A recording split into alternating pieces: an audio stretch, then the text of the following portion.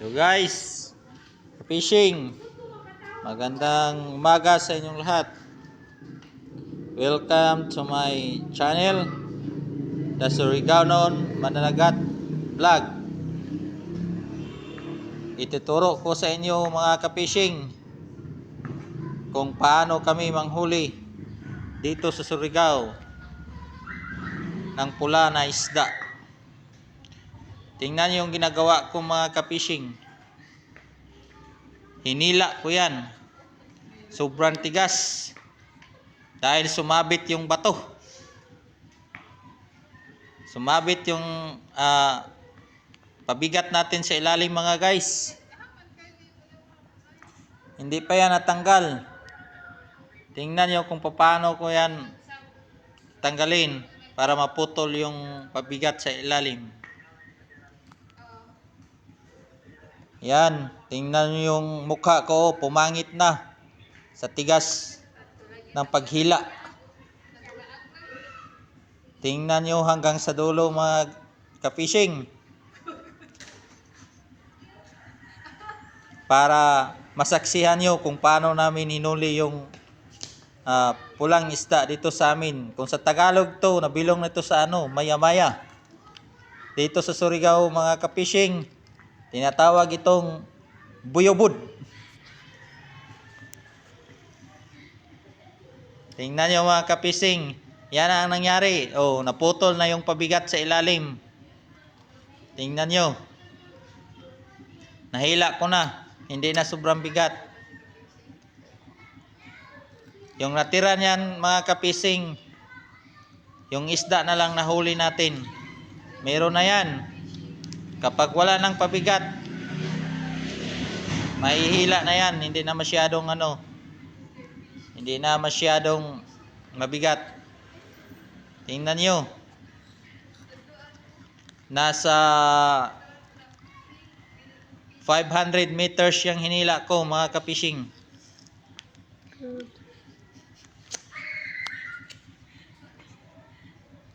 Sobrang excite mga ka-fishing. Kasi maraming huli yan. Abangan nyo hanggang sa dulo para masaksihan nyo kung paano namin ginagawa.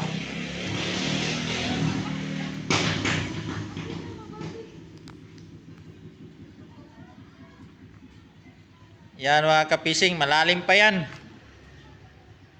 Kailangan mo pa talaga yung hilain. Pag maghila ka ng huli mga ka-fishing na wala ng pabigat, medyo magaan lang siya sa ilalim. Pero pagdating niyan sa sa itaas, bibigat na yan. Unti-unti ang bibigat pag malapit na yung isda.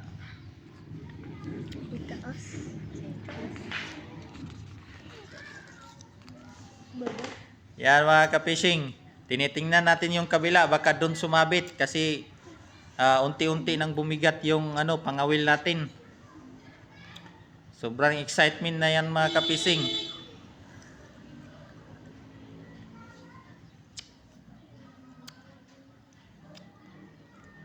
Ganito talaga kahirap mangisda dito mga ka-fishing kasi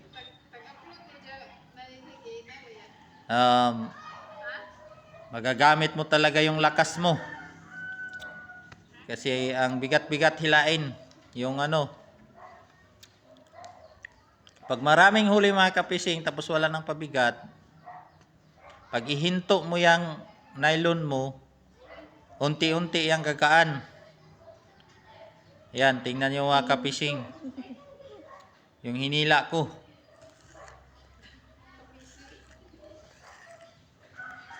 Unti-unti nang bumigat. Yan, tingnan nyo yung posisyon ko mga ka-fishing Parang mahirap na hilain kasi malapit na yung isda maabot sa taas. Yan na, malapit na mga ka-fishing. Tingnan nyo ngayon kung ilang piraso yan. Bibilangin natin.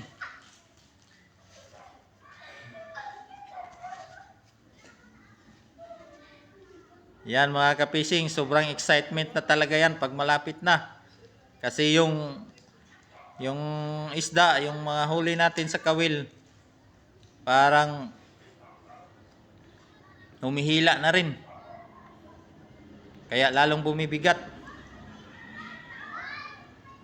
Yan, malapit na yan mga ka-fishing. Mga 50 meters na lang siguro yan. Makarating na sa taas. Abangan nyo mga ka-fishing ha, kung paano natin kakarga yung isda. Yan na, malapit na. Grabe. Ang sarap ng pakiramdam. Sarap talaga ng pakiramdam mga ka-fishing pag isda yung hinihila mo. Yan, dumating na yung mga ka-fishing, yung tinatawag naming lasti. Yung pamato, pabigat dito sa itaas, yung maliit. Yan. Parang palanggre to mga ka-fishing. Yan, umpisa na tayo dyan mga ka-fishing. Paghila ng isda. Yung estimate ko dito mga ka-fishing, kung puro ito mga mga maya-maya, mga mahigit 30 pieces sa bigat niya. Kaya kasi nating estimatein yung huli natin kahit nasa ilalim pa, sa bigat lang ng hila ng nylon. Yan mga ka-fishing umpisa na akong magbukas ng natin, yung box, para yun lalagyan natin sa ating huli. Yan, unang kawil mga ka-fishing, walang huli. Hanggat pangalawa, abangan lang natin.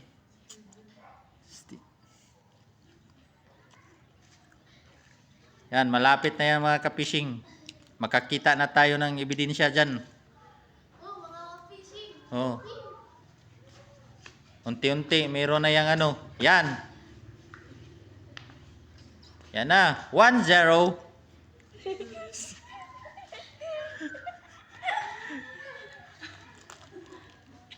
Bibilangin natin mga ka-fishing kung tama ba yung estimate natin mga 30 pieces. Kung walang ibang dito, nakasagol.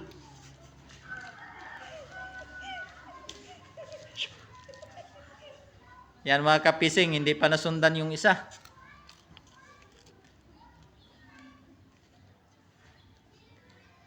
Yan, malapit na yan.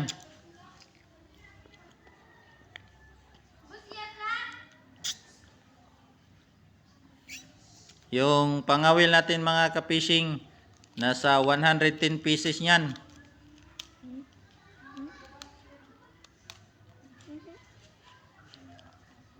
$110 na piraso yung inarya natin kanina. Tapos yung niya, yung distansya niya nasa 1 meter lang every hook. Tagal naman ang isa. Very excitement.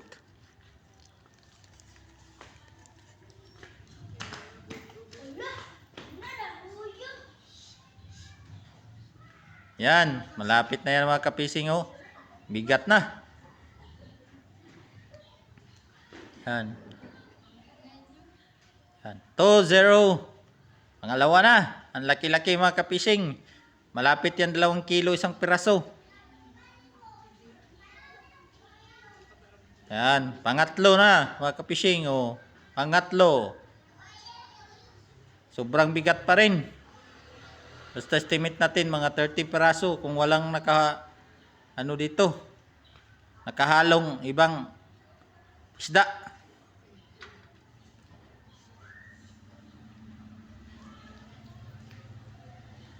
Sige, bilisan mo pa, ka-fishing.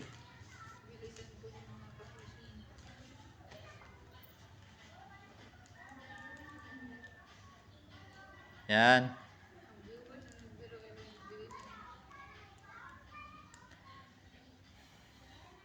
Hintay pa tayo ng iba huli mga ka-fishing.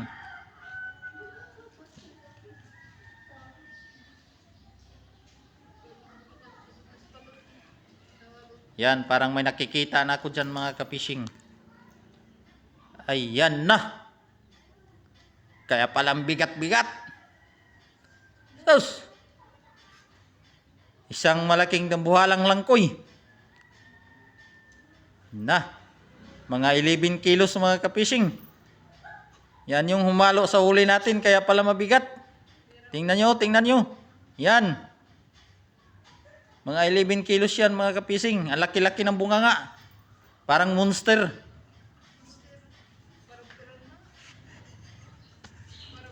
Ang laki-laki ng ngipin. Pero pangit lang yan tingnan mga kapising, pero masarap yan ihawin. Masarap yan prituhin. Tingnan nyo mga kapising, yan. O, pang-apat na. Yung huli nating pulahan, buyubod. 5. 6. Yung isa niyan mga kapising, halos aabot yan ng 2 kilo. Yung iba, aabot talaga sobra ng 2 kilo. Okay, 7. 8. Dami. Parang sarap ng pakiramdam pag maraming huli.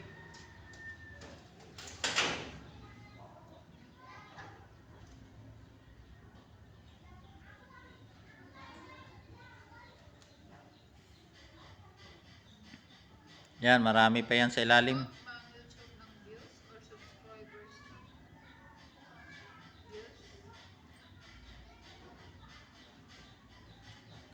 Nasa alas 7 pa lang ng umaga ito mga kapishing. Unang area natin to. Nakahuli na tayo agad ng marami-rami. Thank you Lord for the blessing. Binigyan talaga tayo ng Panginoon ng pabor ngayong araw. Yan. Di pa nakita yung iba. Medyo malayo-layo yung distansya.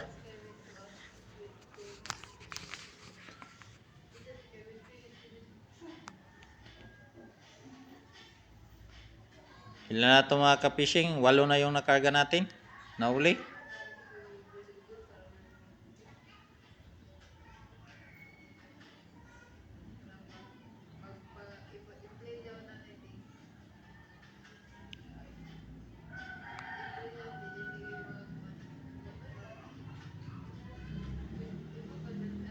Tagal matapos mga kapishing. Ang dami kasing kawil nito.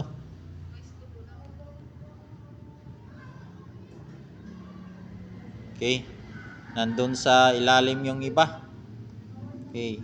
Siyam na mga kapishing. Yun, ibang isda yun mga kapishing. Yun ang tawag na limbahon. Puti. Pulaan ikog. Ang buntot pala. 12 na mga kapising. 13 pieces.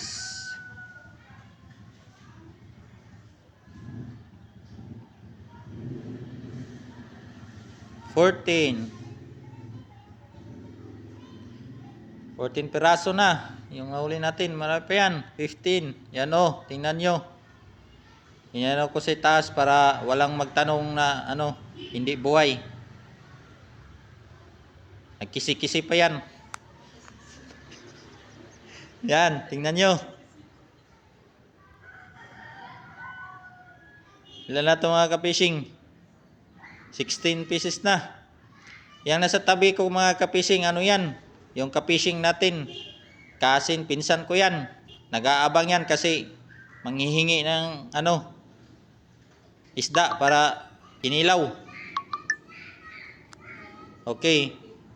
Natapos na mga kapishing, yun yung 18 pieces natin. Pasensya na loss estimate tayo kasi yung isang malaking dito, isda, yung malaking ulo, mataas ang ngipin, umalo kasi.